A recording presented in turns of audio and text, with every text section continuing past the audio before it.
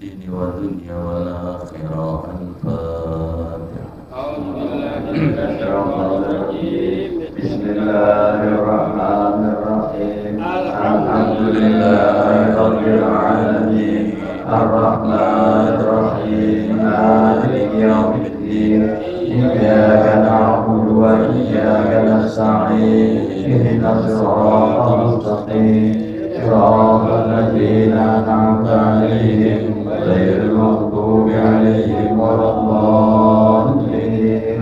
رب اغفر لي ولوالدي آمين. بسم الله الرحمن الرحيم. اللهم صل وسلم على سيدنا محمد الفاتح لما أغلق الخاتم لما سبق الناصر الحق بالحق والهادي إلى صراطك المستقيم وعلى آله وصحبه حق قدره ومقداره العظيم. اللهم أخرجنا من ظلمات الوهم وأكرمنا بنور الفهم وافتح علينا بمعرفة العلم وحسن أخلاقنا بالحلم وسهل لنا أبواب فضلك وانصر علينا من خزائن رحمتك يا أرحم الراحمين. Silakan dibuka kitab Fiqhul Wadi dari halaman 46. Dafnul Mayyit. Bismillahirrahmanirrahim. Bismillahirrahmanirrahim. Qala radhiyallahu anhu. Dafnul mayyiti. Yajibu. Dafnul mayyiti. Mustaqbilal qiblati. Fi hufratin.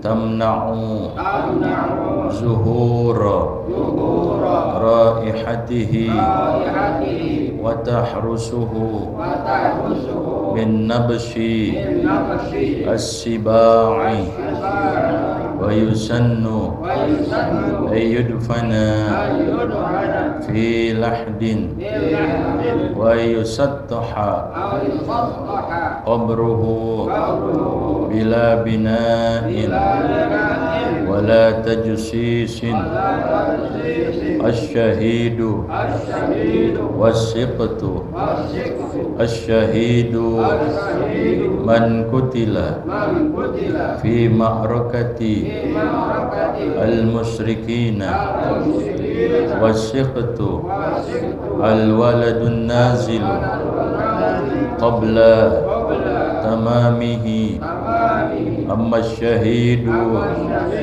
fala yughsalu wala yusalla alaihi bal yajibu alaihi syai'ani faqat at-takfinu wad-dafnu was-siktu in istahalla sarikhan fahukmuhu kal kabiri wa in nazala mayyitan wa qad zahara khalquhu lam yusalla alaihi bal yajibu lahu thalathatu asya'a al-ghuslu wat-takfinu wad-dafnu wa in lam yazhar khalquhu lam yajib syai'un. Bismillahirrahmanirrahim. Alhamdulillahi rabbil alamin. Wassalatu wassalamu ala asrafil anbiya'i wal mursalin wa ala alihi وصحبه أجمعين. قال الشيخ المؤلف رحمه الله تعالى وأدام النفع به وببركة علومه وبكم في الدارين آمين رضي الله عنكم. Dafnul mayyiti, bagian yang akhir daripada bahasan mengenai mayit. Kita sebagai orang yang hidup memiliki kewajiban bila mana kita mengetahui ada mayit, yaitu memandikan, mengkafankan, mensalatkan, dan juga mengkuburkan. Nah, bagian akhir daripada permasalahan mayit,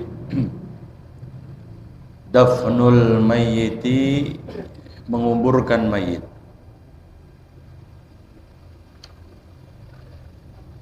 Yajibu dafnul mayyiti, wajib menguburkan mayit. Di hukum dafn itu, hukum menguburkan mayit itu ada 3 hukum. Hukum yang pertama, mengkuburkan itu hukumnya adalah wajib.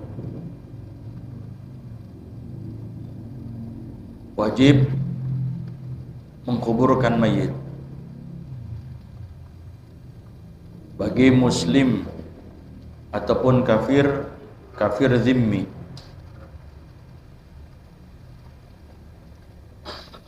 Yang kedua, hukum menguburkan mayit itu hukumnya sunnah.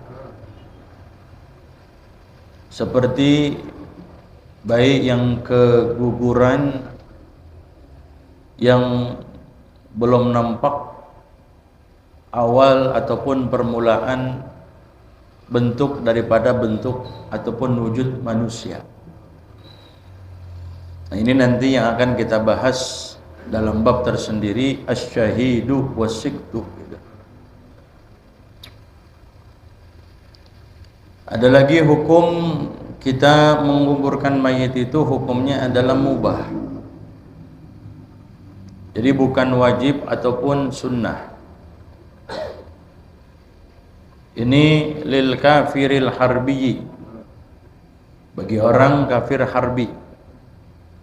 Ada orang kafir tapi kafirnya bukan kafir zimmi, dia kafir harbi. Ya, dia memerangin umat Islam. Ya. Kita wajib juga memerangin dia, lil kafiril harbi. Maka andai kata dia mati, hukumnya hanya sebatas mubah saja untuk menguburkan si kafir harbi tersebut. Kecuali memang kita yang ada di lingkungan dia, andai kata kita enggak kubur, kita merasa terganggu. Ta'adzan nasu ihatihi, terganggu dengan sebab menyengatnya bau daripada bangkai si kafir harbi tadi, maka itu berbalik hukumnya menjadi wajib. Kalau memang kita merasa terganggu dengan bau bangkai si kafir harbi tadi. Nah, di sini dikatakan yajibu dafnul mayyiti, wajib menguburkan mayit mustaqbilal kiblati, dalam keadaan menghadap kiblat. Yang perlu kita ketahui bahwa dalam penguburan ini ada 2 cara. Ada yang namanya disebut dengan cara minimal, ada yang disebut dengan cara maksimal atau cara sempurna. Ya.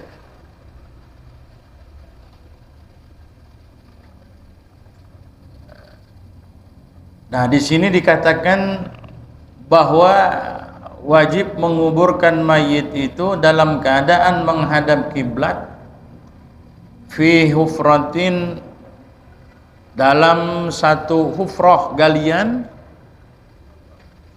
yamna'u zuhura raihatihi, yang mencegah nampaknya bau daripada mayit tadi. Jadi itu mayit kita pendem, itu mayit kita kubur, yang sekiranya hufrah tadi, pengkuburan tadi itu bisa mencegah nampak timbul aroma bau yang tidak sedap daripada mayit tadi. Jadi jangan sampai kendus baunya. Nah, makanya nanti diatur berapa meter kira-kira panjang lebarnya itu. Ya.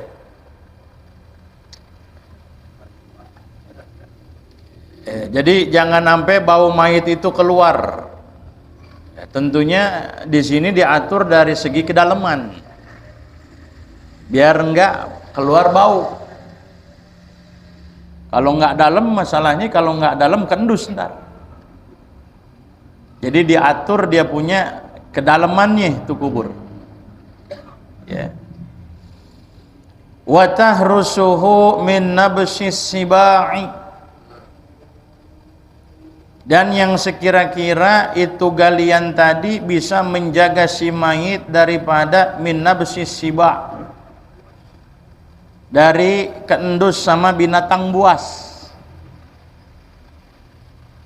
Jadi ntar jangan sampai dikoreh-koreh sama binatang, pas dikoreh-koreh ketahuan bangke nih, akhirnya dimakan sama dia. Nah, ini namanya disebut dengan cara penguburan yang minimal. Jadi minimal itu tetap dia kudu menghadap kiblat, ya, kudu menghadap kiblat, dan juga jangan sampai bau mayit itu bisa tercium keluar, dan juga jangan sampai dikoreh-koreh atau diendus oleh binatang buas. Begitu. Ya. Jadi seukuran itulah dalam mengubur itu mayit. Ya. Adapun menghadap kiblatnya itu merupakan hal yang pokok, wajib menghadap kiblat.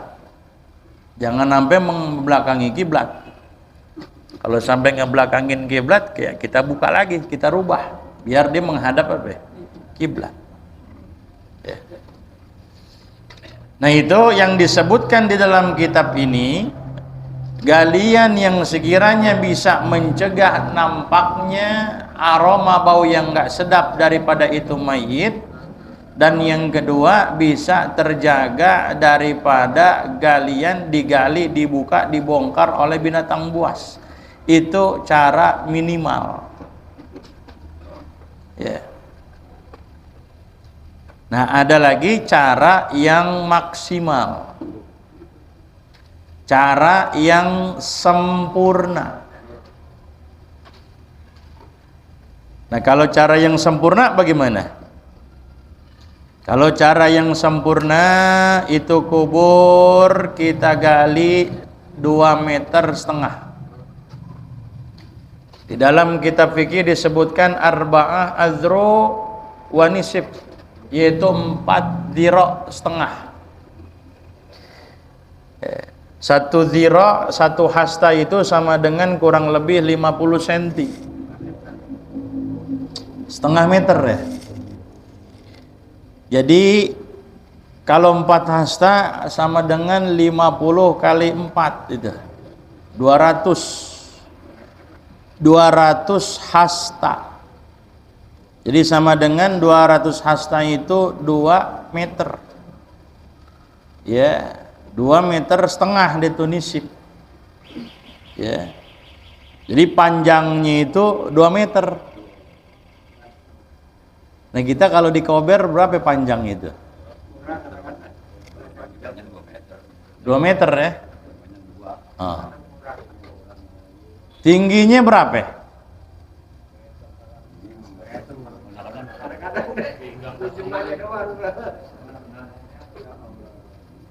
Ini kalau kita mau sempurna.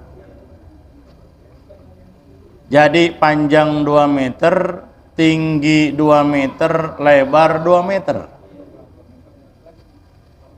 Nah, kira-kira kalau kita ambil 2 meter dikober, kena gak tuh kuburan yang lain? Kena. Makanya kalau emang tempatnya memadai, makanya antum biar punya kapling sendiri.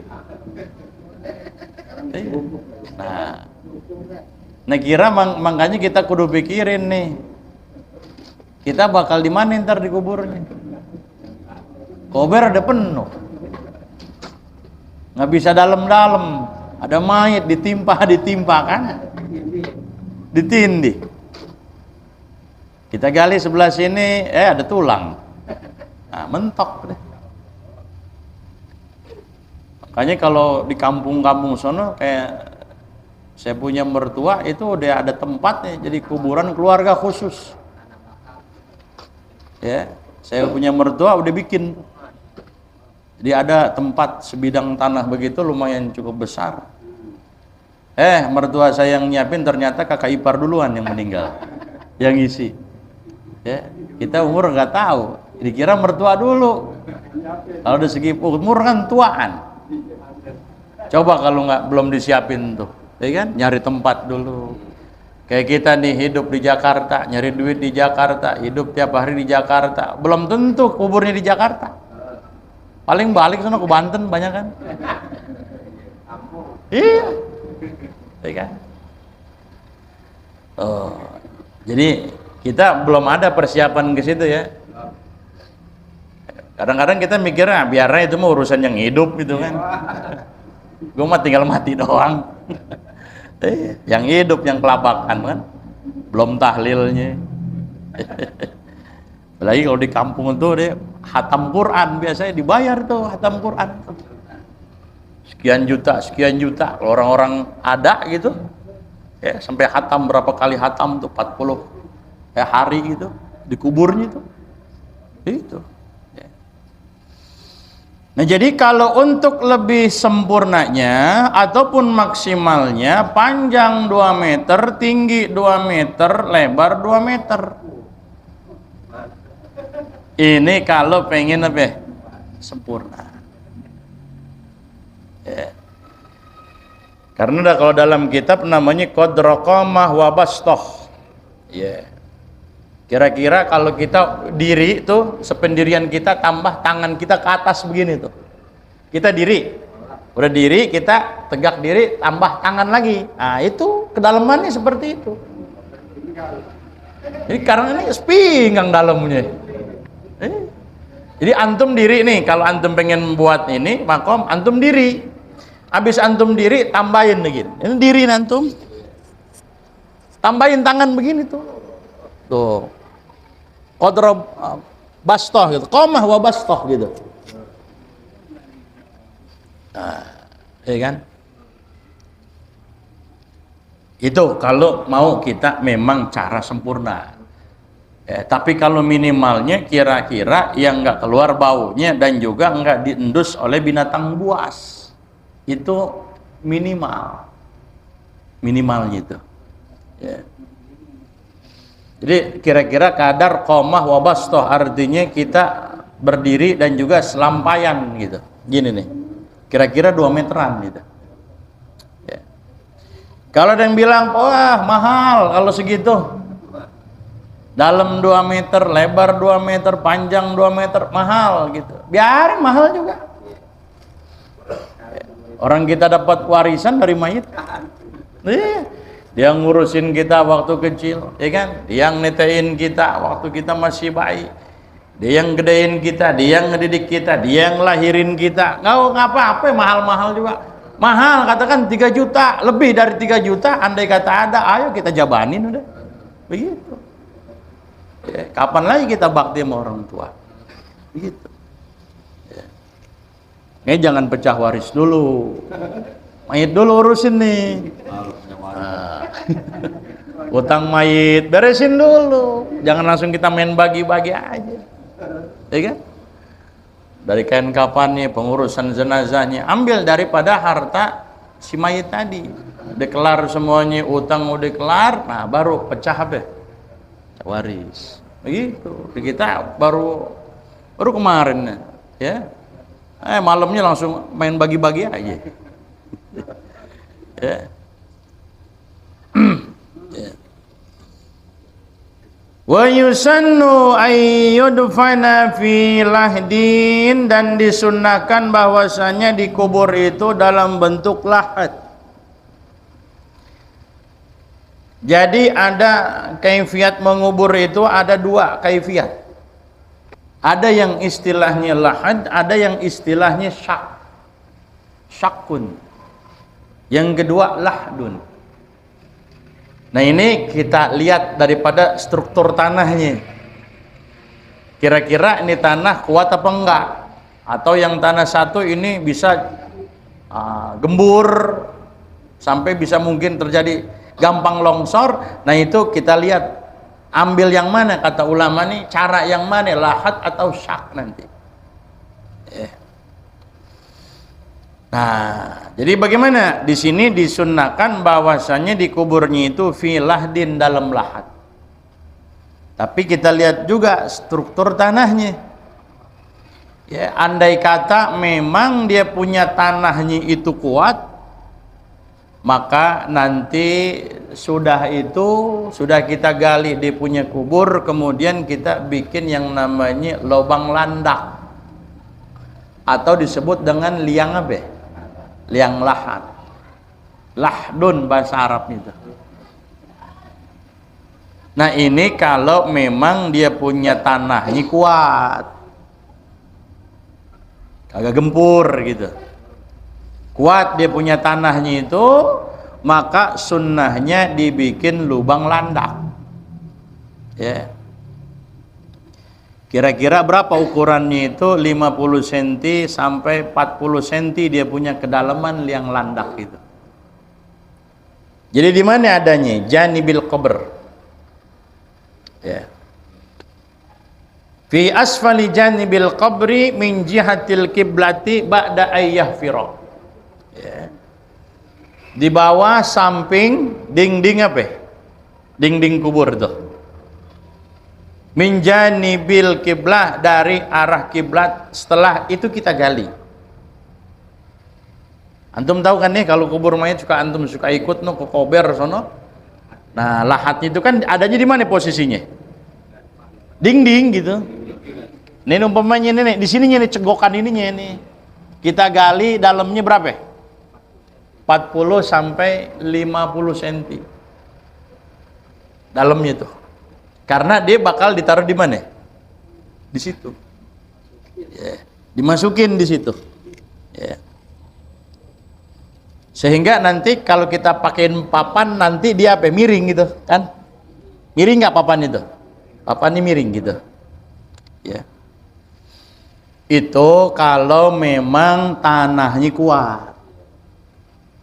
Ya, tanahnya kuat. Sunnahnya kita bikin lahat lagi di situ. Ya. Tapi andai kata memang tanahnya nggak kuat seperti gembur, pinggir kali umpamanya tanah kuburannya, ini bahaya.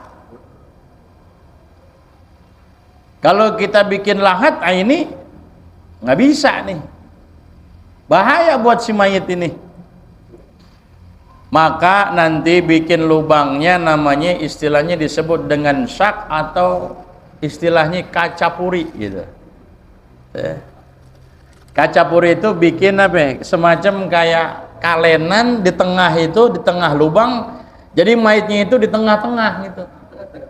Jadi bukan di mana? Bukan di pinggir dinding kubur. Adanya di mana? Kayak selokan gitu. Tengahnya itu. Nanti tengahnya itu kita dalemin lagi. Tengahnya kita dalemin. Nah, naruh mayitnya gimana? Bukan rebaan begini. Tetap menghadap apa? Kiblat. Tetap menghadap kiblat dia. Ya, kenapa dibikin begitu? Karena dia punya tanahnya kagak apa? Nggak kuat di situ. Ya. Jadi mana yang bagus? Kita lihat dulu. Struktur tanahnya itu, ya, kalau umpamanya tanahnya kuat, dibikin lubang landak gitu, liang lahat di situ, ya. Kalau tanahnya nggak kuat, kita bikin tengahnya itu kalenan atau kaca puri namanya. Jadi nanti kita naro apa ya? Papannya begini jadinya. Rata gitu. Kita naruh papannya apa? Rata. Karena kalau tanahnya nggak kuat, takut-takut ntar di sini gempur gimana ini? Nah, kelihatan mayatnya ntar, ya kan? Maka kalau nggak kuat, taruh di tengah gitu. Ya. Tapi bagaimana andai kata kita balik, kalau memang tanahnya kuat, kemudian kita bikin di tengah, nggak masalah. Tanahnya kuat, tapi kita maunya dibikin di tengah aja gitu. Bagaimana? Nah, nggak masalah, nggak ngapa. Tapi kalau tanahnya gempur, kemudian dibikin kita dengan cara liang lahat, ini jangan, bahaya, karena bisa apa? Bisa ambruk entarnya. Ya. Tanahnya nggak kuat, gempur, dibikin tuh liang lahat. Nah, jangan, karena apa? Bisa ambruk entar tuh kuburan. Gitu. Ada lagi orang kan pakai peti ya biasanya. Pakai peti. Nah, kalau yang pakai peti, dia gimana tuh? Nah, tetap kudu ngadep apa? Kudu ngadep kiblat walaupun di peti juga. Ya, dia agama Islam pakai peti umpamanya kuburnya. Nah, bagaimana? Maka tetap menghadap kiblat, nggak boleh ngebelakangin kiblat atau dia berbaring begitu, celentang begitu, nggak bisa. Ya. Ya. Nah, kemudian setelah itu bagaimana? Di sini nggak ada tambahan, saya ambil dari kitab yang lain. Maka nanti setelah itu kuburan udah selesai, kita bikin apa ya? Bikin buletan kayak bola kasti itu. Nah, itu tuh kayak bola kasti itu. Kita bikin 7 itu. Cuman yang 6 itu buat nanti ada kita taruh, kita ganjel di mana aja tuh. Ya. Yang satu buat di kepala. Jadi kotak bentuknya tuh yang satu dari yang 7 tadi tuh. Nah, yang 6 itu bulat. Ditaruh nanti ganjel di pala, ganjel di pinggul, ganjel di leher gitu. Nah, itu tuh. Kita ganjel pakai itu. Cuman ketika kita bikin bulatan bola kasti itu, kata ulama baca bagusnya inna anzalna sebanyak 7 kali. Jadi bukan antum main begini-begini aja. Bacain inna anzalna fil madrukah. 7 kali. Taruh. 7 kali. Taruh lagi. Gitu. Jadi maksudnya biar tidak mayit ini nggak berat deh cobaannya dikubur. Jadi ada pengaruhnya juga tuh kata ulama tuh. Ada apa? Ada pengaruhnya gitu. Ya. Nah, kita biasanya posisi kubur itu posisi dia punya apa namanya? Kurung batangnya gimana itu? Biasanya taruh di mana kalau kita? Depan apa pinggir, samping.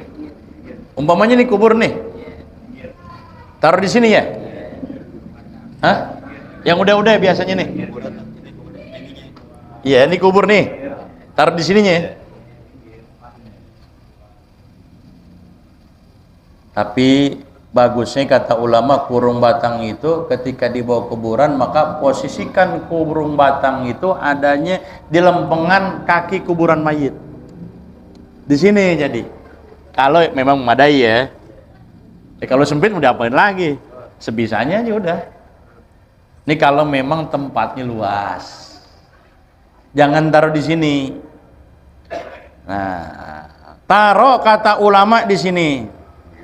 Nah kan kaki mayit di sini calonnya, ini kan pala mayit di sini ntar. Maka kurung batang taruh di belakang kaki kuburan mayit ntar nih, calon kuburan mayit. Nah, taruh di sini. Jadi nanti yang di atas 3 orang, yang di bawah 3 orang. Biasanya kita yang turun berapa orang? 3 orang nih. Nah, jadi ntar ada yang megang bagian pala, ada yang megang bagian pinggul, ada yang megang bagian apa? Kaki. Diturunin tuh pelan-pelan.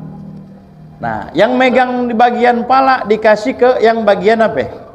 kaki dia dibawa. Tuh begitu, jadi gampang. Nah kalau begini udah gitu kuburannya sempit, agak susah. Iya, agak susah bareng jadinya gitu. Tapi kalau nurunin dari sini, ini kalau tempatnya madai ya, ulama ngajarin begitu. Taruhnya di sini, jadi kuburnya tuh tak turun ntar tuh dia tuh.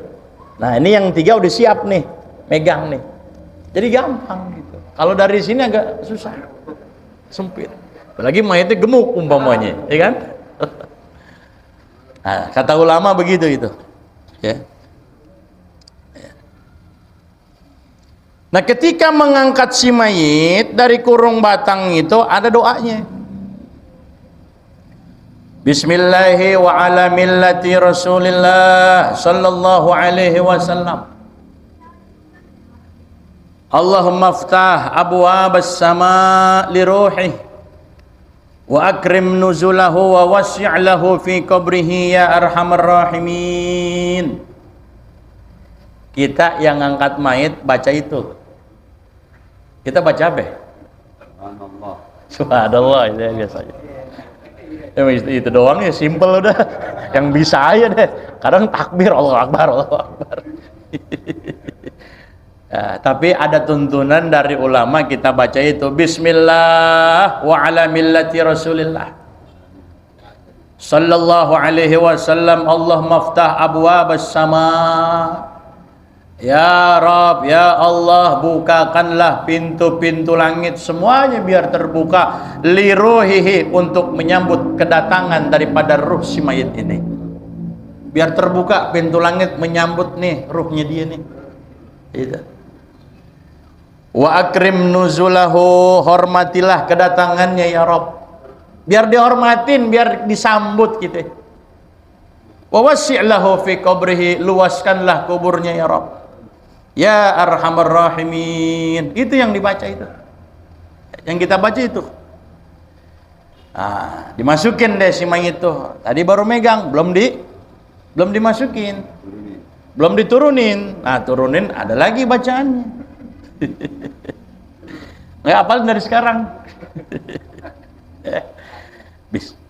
Bismillah wa ala millati Rasulillah. Allahumma aslamahu ilaikal ashkhas min ahli wa qarabati wa faraqa man kana yuhibbu qurbahu wa kharaja min rawhid dunya wa sa'atiha ila zulmatil qabri wa dhaiqatihi. Allahumma inna hadha qad nazala bika wa anta khairu manzulin bihi. Allahumma in aqabtahu fa bi dhanbin wa in afauta anhu fa anta ahlul afwi wal maghfirah. Allahumma shkur hasanatihi waghfir an sayyiatihi wa'idhu min adzabil qabri ya arhamar rahimin. Apa enggak gitu? Apa? Apalagi yang nguburnya banyak job ya, buruan, gitu kan. Panggilan lagi nih masalahnya. Lama-lama, lagi yang mati musuh kita lagi. Ribet urusannya dah, buruan cepet-cepet dah. Ya, itu. Tuh, begitu tuh. Ya. Dibuka deh tali pocongnya tuh. Tempelin deh tuh. Ntar bentuknya ketika kita itu kayak orang sujud bentuknya. Jadi bentuknya kita di dalam liang lahat itu bukan dilurus, bengkok, agak bengkok kayak orang apa itu? Sujud gitu. Tapi tetap muka menghadap apa? Pada kiblat. Ini agak pengok gitu tuh, gitu. Nah, ya, kayak orang sujud jadi. Tapi muka tetap menghadap apa? Menghadap kiblat di situ. Ya. Nah, udah beres, azanin. Azanin, nggak mesti di kuping azannya, nggak mesti. Nah, nggak mesti di kuping. Jadi dia datang ke dunia diiringi dengan azan. Kita kan diazanin waktu kita lahir kan. Azan kuping kanan, komatin kuping kiri. Nah, ketika kita meninggal dunia juga, kita azanin juga. Jadi mengkias ke situ. Jadi antara hidup dan mati itu dengan azan. Ini hukumnya sunnah. Sunnah aja sunnah. Ya. Habis azan komatin biar itu mayit dapat rahmat yang banyak di situ. Ya. Nah, jadi Cuman jangan terbuka. Nah, ini tutupin nih atasannya nih. Ketika mayit turun tutupin. Pakai apa kek? Terpal kek? Atau pakai kain? Biasa kita pakai kain itu. Tutupin. Jadi jangan apa? Jangan ngablak. Sama ketika si mayit itu dimandiin begitu juga tutupin. Jangan sampai kelihatan di situ. Ya. Iya. Diuruk gitu. Kemudian diuruk, doanya nguruk bismillahirrahmanirrahim. Minha khalaqnakum.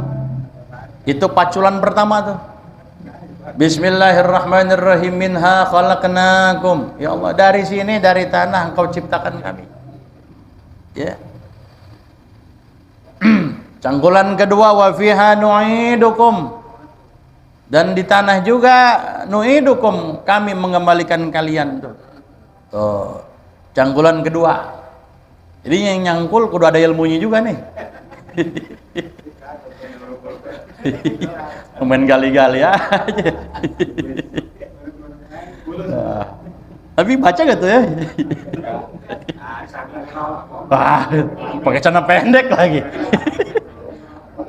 Iya, pakai celana pendek telanjang lagi puser kemana-mana. Gimana mau ingat mati deh? Itu dia, ya Allah. Cangkulan ketiga baca lagi minha nukhrijukum taratan ukhra. Habis cangkulan ketiga, keempat balik lagi itu. Minha khalaqnakum. Cangkulan kedua lagi, balik lagi tuh. Wa fiha nu'idukum. Balik lagi, begitu aja terus tuh. Cangkulan pertama, kedua, ketiga, keempat, kelima, keenam kayak pertama, kedua, ketiga. Begitu terus tuh. Ya. Terus sampai rata dengan bumi itu, gitu, ya. Wa ayyusattuha qabruhu bila bina'in wala tajsisin, dan bahwasanya dibikin pundukan begitu, ya. Dia punya kuburnya itu bila bina'in, tapi nggak usah dibangun-bangun deh. Lagi kuburan umum lagi. Wala tajsisin, ya, nggak usah pakai apa? Keramik kayak gitu, nggak usah deh. Ya. Terus Sidil Walid nggak pakai gituan. Ya. Nah, tapi kalau misalkan memang kita buat menghargai itu kuburan wali, boleh-boleh aja sih, nggak masalah juga, gitu. Ya. Jadi ratain tuh, rata, kemudian nanti naikin sejengkal tuh. Jadi naikin sejengkal gitu. Nah sejengkal juga nanti habis naik sejengkal ratain gitu. Ya, ratain atasnya. Ya. Kasih batu nisan dia di situ. Batu nisan itu taruhnya di mana? Di pala, bukan di tengah-tengah. Dari tengah-tengah gini. Nah, itu yang ditancepinnya di mana itu? Di pala di situ. Ya. Taruh di situ gitu. Ya. Kalau ada pelepah korma, umpamanya pakein pelepah korma atau pohon apa aja, taruh di situ. Jadi biar dia itu bertasbih nih, buat ngilangin apa? Memperingan si dosa siapa? Dosa si mayit. Jadi antum tuh pakai apa? Biasanya kita taburin bunga ya, taburin bunga. Bagusnya itu ada pohon apa? Kita tancepin di situ, pelepah apa? Kita tancepin sehingga dia subur tuh. Nah selama itu dia masih basah aja kagak kering, tuh selama itu juga itu pohon bertasbih tuh. Jadi bisa meringankan dosanya siapa yang punya kubur. Makanya Rasulullah begitu. Ketika beliau melewati kuburan, ternyata Rasul lihat, merasakan, mendengar ada yang diazab. Yang satu kalau kencing sembarangan, kagak pernah bersih-bersih. Nah kira-kira kalau yang kencing di halte gimana itu? Taubat deh tuh. Disangka sama dia bukan dosa gede, dosa ini sih ringan dah. Tapi ternyata itu dosa apa? Lo coba kayak pas kita di situ bau pesing gitu, ya kan? Nah, bebersih itu jadi itu, kita bersihin tuh. Nah makanya habis selesai kencing, jangan langsung selesai siram doang, enggak. Kita takut-takut ada sisa nanti seret aja ke dalam sempak kita, bagaimana? Nah makanya dengan cara tanah dehem, gitu. Dehem artinya biar kita apa? sisa keluar, atau dengan cara kita nater urut gini. Nah, biar apa ya? Biar keluar sisa-sisanya. Begitu. Ya, ini apa lagi? Gimana kalau nggak cebok, sampai nggak cebok? Nah itu ketika Rasulullah melewati kuburan itu begitu. Lagi ada yang disiksa. Hampir Rasulullah mukanya pucat pasi. Sampai para sahabat yang dekat Rasul itu nanya, kenapa wahai Rasul? Apakah engkau tidak mendengar ini pemilik dua kuburan ini keduanya sedang disiksa? Akhirnya Nabi minta pelepah korma, cari pelepah korma, ditancepin tuh. Ya, nah, kata Rasulullah ini bertasbih, dia punya pelepah korma ini nanti bertasbih meringankan dosa siapa? Nah, selama dia punya pelepah kormanya itu belum apa? Kering gitu. Itu kalau kita pikir pelepah korma aja bisa tasbih, ada faedah, ada manfaat buat orang yang mati. Gimana kalau doa kita? Gimana kalau doa apa? Kiriman Fatihah kita, tahlil kita, yasin kita khususin buat orang yang meninggal. Sampai apa enggak tuh? Sampai. Pohon aja tasbihnya ada manfaatnya buat yang meninggal. Gitu.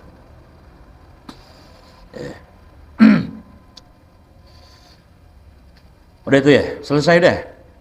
Asyahidu wasiktu. Syahid dan sikit ini masih panjang penjelasannya. Insya Allah 2 minggu lagi ya. 2 minggu yang akan datang. Jadi dikit lagi hatam kita nih. Jadi hatamannya mau kemana kita? Puncak bagaimana? Terserah deh. Al-Fatihah. Bismillahirrahmanirrahim.